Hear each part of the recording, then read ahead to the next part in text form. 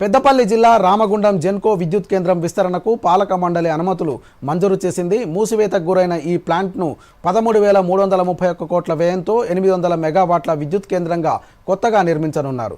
50 ఏళ్ల క్రితం రామగుండంలో 62.5 మెగావాట్ల విద్యుత్ కేంద్రాన్ని నిర్మించారు. కేంద్ర పర్యావరణ శాఖ విధించిన నిబంధనల ప్రకారం గత ఏడాది ఈ ప్లాంట్ను మూసివేశారు. అప్పటి నుండి ప్లాంట్ పునరుద్ధరణ కోసం స్థానికులు ప్రభుత్వాన్ని విజ్ఞప్తి చేస్తూ ఉన్నారు.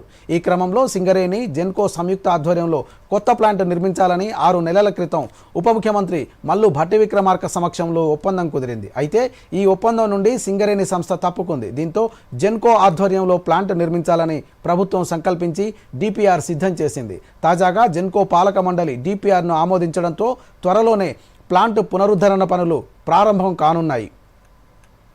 ప్లాంట్ విస్తరణతో తమకు ఉపాధి కలుగుతుందని స్థానికులు చెబుతున్నారు. రామగుండం బీథర్మల్ విద్యుత్ కేంద్రం విస్తరణ చేయడానికి జెన్కో పాలక వర్గం నిర్ణయించడాన్ని డిపిఆర్ ఆమోదం తెలపడాన్ని మేము రామగుండం పట్టణవాసులుగా స్వాగతిస్తున్నాం. గతంలో రాజకీయాలకు అతీతంగా అఖిలపక్ష పోరాట సమితికి ఏర్పడి పోరాటాలు కూడా చేయడం జరిగింది.